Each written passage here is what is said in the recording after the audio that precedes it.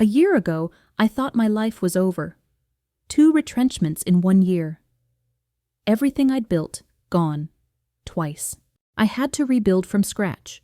Not just my career, but my confidence, my sense of self, my entire life. And in those darkest moments, when I didn't know how I was going to survive, I learned something.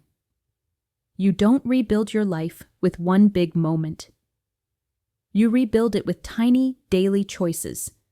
I'm Elmarie, and today I'm sharing the 5 small habits that helped me rebuild when I thought I had nothing left. Let me be honest with you. When everything falls apart, the self-help advice feels impossible. Just stay positive. Manifest your dreams. Everything happens for a reason. That's not helpful when you're struggling to get out of bed, when you're not sure how you'll pay rent, when you feel like a failure. What I needed weren't big transformations or grand visions. I needed small, doable things I could control when everything else felt out of control. These 5 habits didn't fix everything overnight, but they gave me something to hold on to.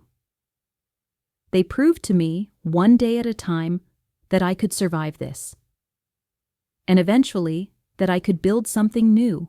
If you're rebuilding right now, whether from a breakup, a job loss, a health crisis, or any kind of loss, these habits are for you. They're not complicated. They're not Instagram-worthy. But they work. Habit number 1, 3 things before rising. When everything in my life felt wrong, mornings were the worst. I'd wake up and immediately feel the weight of it all. The anxiety, the fear, the how am I going to get through today? So I made a rule. Before I got out of bed, before I checked my phone, before I let the worry take over, I had to name 3 things. What this looked like. Not 3 things I was grateful for. That felt too hard some days. Just 3 neutral or slightly positive things. The sun is coming through the window. I slept through the night. I have coffee in the kitchen. That's it. Nothing profound. Just grounding myself in small truths before the spiral started. Why this worked? It trained my brain to look for something other than disaster first thing in the morning. It gave me 60 seconds of calm before the chaos. Some days, that 60 seconds was all I had, and it was enough to get me out of bed. How to start? Tonight, before you sleep, put a small notebook by your bed. Tomorrow morning, before you reach for your phone, write 3 things. They don't have to be positive. They just have to be true. I'm awake. My body is resting. Today is a new day. Start there. Habit number 2, 1 choice just for me. After the 2nd retrenchment, I realized I'd spent years making choices based on what other people needed, what my job required, what I thought I should do. And then, when it all fell apart, I didn't even know what I wanted anymore. So I started small, 1 choice every day that was just for me. Not productive, not responsible, just mine. What this looked like. Some days it was tiny. I'm having tea instead of coffee today because I want tea. Some days it was bigger. I'm saying no to that favor because I don't want to do it. The point wasn't the size of the choice. The point was remembering that I had a choice. That my preferences mattered. That I existed outside of what everyone else needed from me. Why this worked? When you lose everything, you can lose yourself. This habit reminded me daily, I'm still here. I still get a say in my life, even if it's a small one. How to start? Today, make 1 choice just because you want to. Not because it's healthy or productive or what you should do. Because you want to. Order the meal you actually want. Take the longer route home because you like the view. Say no to something you don't want to do. Reclaim your autonomy, 1 small choice at a time. Habit number 3, move for 10 minutes. I'm not talking about hitting the gym or training for a marathon. I'm talking about moving your body for 10 minutes because your body and mind are connected, and when one is stuck, the other can help. What this looked like. Some days it was a walk around the block. Some days it was stretching on the floor. Some days, it was dancing badly to one song in my kitchen. The rule was simple: 10 minutes. That's it. I didn't have to want to. I didn't have to enjoy it. I just had to move. Why this worked? When you're in emotional pain, it lives in your body. Your shoulders tense, your chest tightens, you feel heavy. Moving, even a little, releases some of that. It reminds your body that you're not frozen. You can still move forward, literally and metaphorically. And honestly, some days those 10 minutes of walking were the only time I felt remotely okay. How to start? You don't need a plan. You don't need workout clothes. Set a timer for 10 minutes and move however feels good. Walk, stretch, dance, shake, whatever gets you out of your head and into your body for 10 minutes. That's enough. Habit number 4, evening reflection on what went right. When your life is falling apart, your brain naturally focuses on what went wrong. That's survival mode. That's normal. But if you only focus on what's broken, you'll miss the tiny evidence that you're surviving. So every evening, before bed, I wrote down one thing that went right that day. What this looked like. I got out of bed. I applied for one job. I had a conversation with a friend. I didn't cry today. Some days, that was the win. I made it through another day.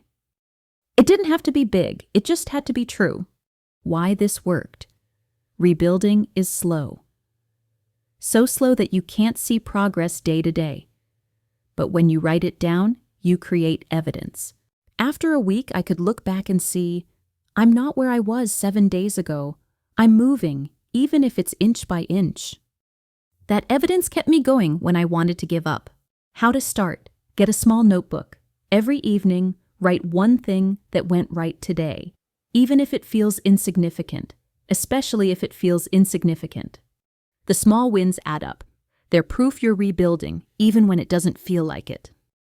Habit number 5, ask, what do I need right now? This one sounds simple. It's not. When you're in survival mode, you stop asking what you need. You just push through. You ignore your body, your feelings, your limits. You survive. But at some point, you have to stop surviving and start living. And that starts with checking in with yourself. What this looked like. Multiple times a day, I'd pause and ask, what do I actually need right now? Sometimes the answer was practical. I need to eat something. Sometimes it was emotional. I need to cry. Sometimes it was rest. I need to stop pushing and just sit. And then, as much as possible, I'd give myself that. Why this worked? I'd spent so long ignoring my needs that I didn't even know what they were anymore. This habit taught me to listen to myself again. And slowly, I learned to trust myself, to believe that my needs mattered, that taking care of myself wasn't selfish, it was survival. How to start? Set a few alarms on your phone throughout the day. When they go off, pause, take a breath. Ask yourself, what do I need right now? Maybe it's water, maybe it's a walk, maybe it's to stop what you're doing and rest. Whatever it is, try to give it to yourself. Not always, not perfectly, but try. You deserve to have your needs met. Start with meeting them yourself. Here's what I wish I'd known when I was in the thick of it. Rebuilding doesn't mean going back to who you were before. It means becoming someone new. The person I was before the retrenchments, she's gone. And honestly, that's okay. The person I am now is someone who knows she can survive hard things. Someone who knows how to take care of herself. Someone who doesn't need external validation to know her worth. I didn't just rebuild my life, I rebuilt myself. And these 5 habits? They weren't just about getting through the day. They were about learning to live differently, to choose differently, to be different. You're not trying to get back to your old life. You're creating a new one.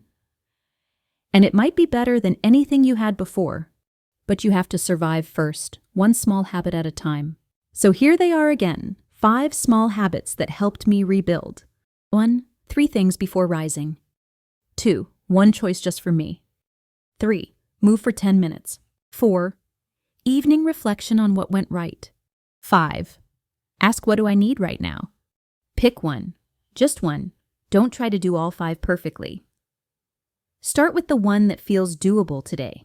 And remember, rebuilding takes time. There will be bad days, days where you feel like you're back at square one. That's normal. That's part of the process. But if you can do one small thing today and one small thing tomorrow, eventually you'll look back and realize you survived. And not just survived, you built something new. I'm rooting for you. I've been exactly where you are. And I'm here to tell you, you're going to make it through this. This is Haven Space, where we rebuild ourselves one small habit at a time. Subscribe if this resonated. I'll see you in the next one.